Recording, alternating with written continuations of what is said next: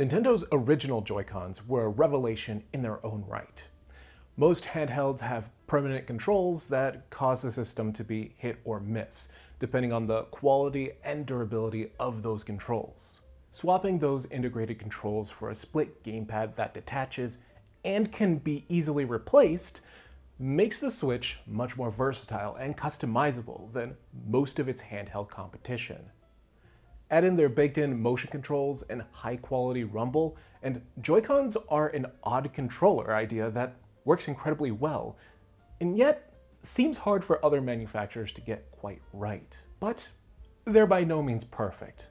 The buttons are small, and they're firmly the most average feeling of controllers at my disposal.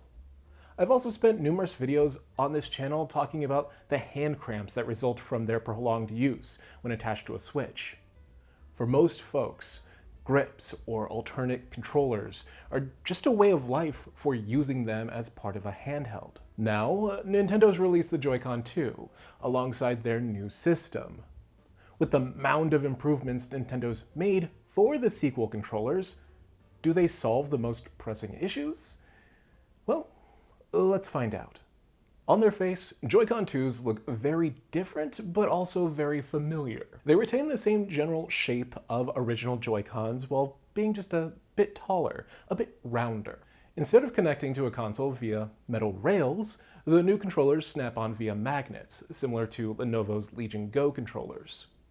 As a result, they feel a bit more substantial while detached.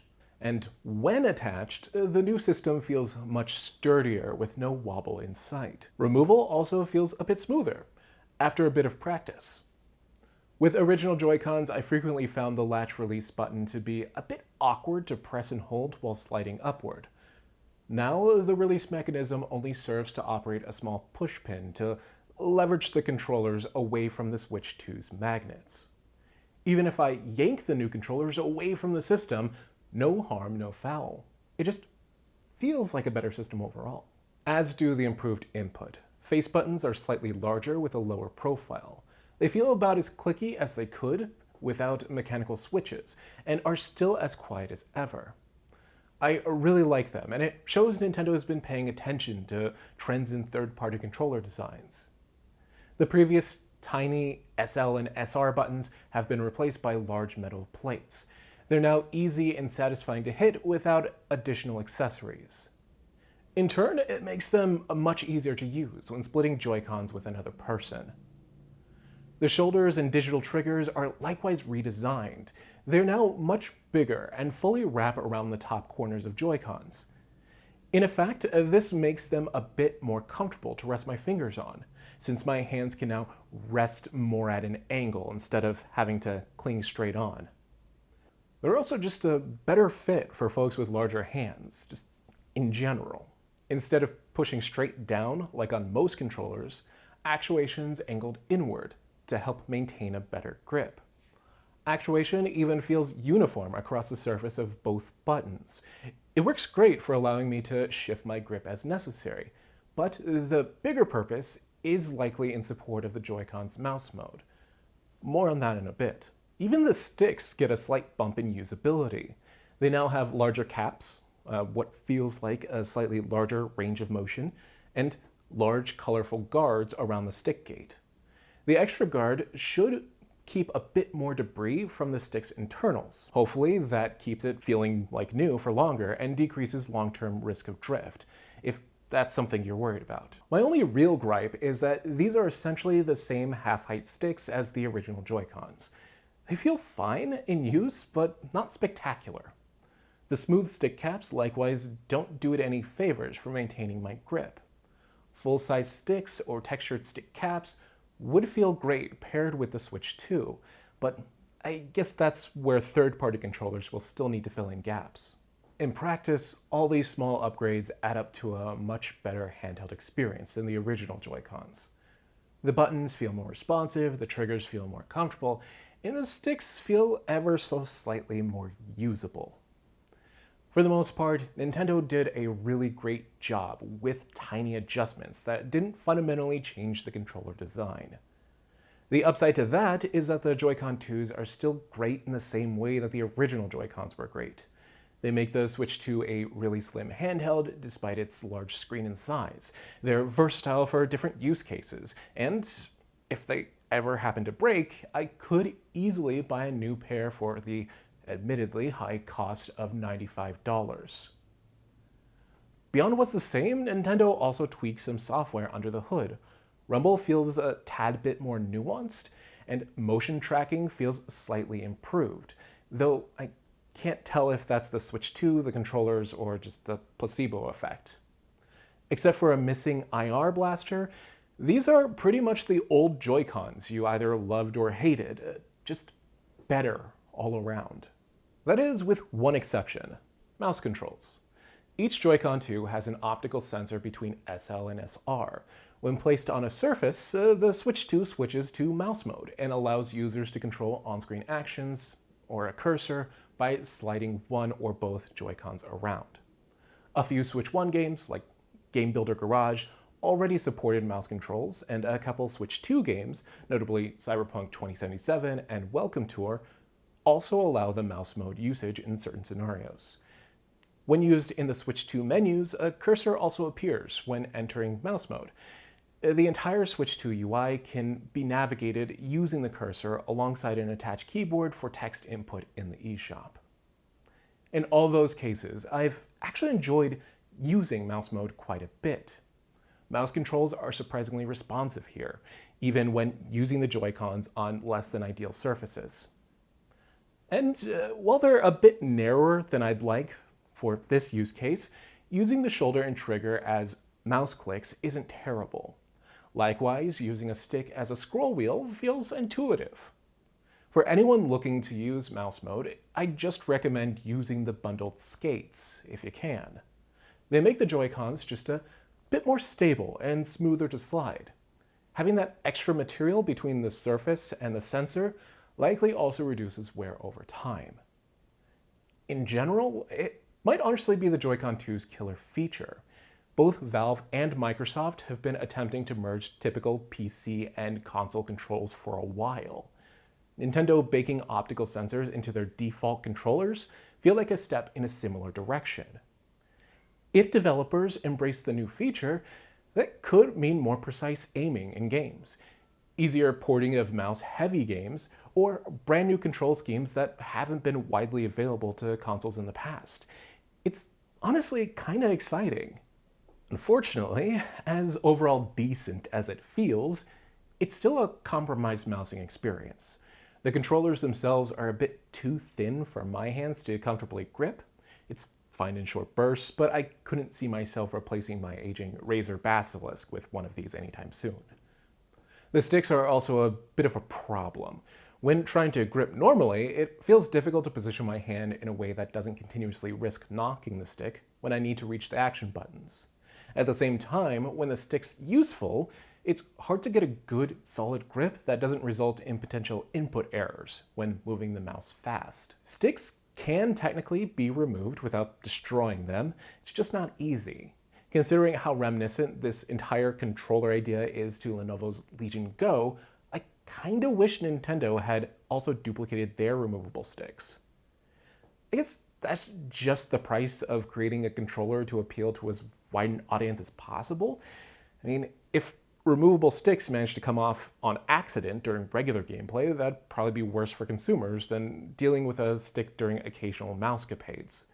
Likewise, making the shell or shoulders thicker would likely hurt aesthetics or make for more awkward experiences for folks with smaller hands.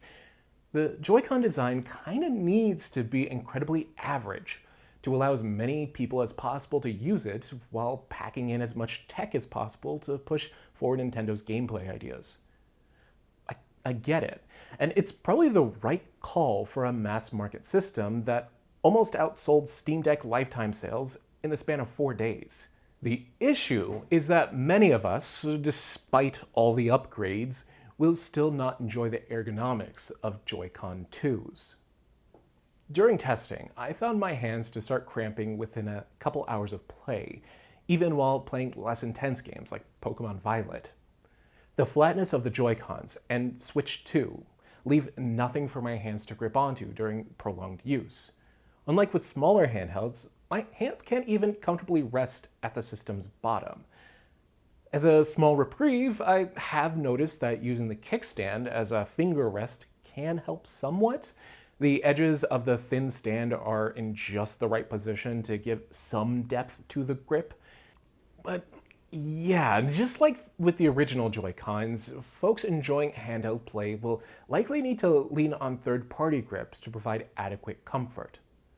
The flip side to that is that, unlike with other handhelds at the Switch 2's price point, I do get to choose the type of grip that best fits my needs.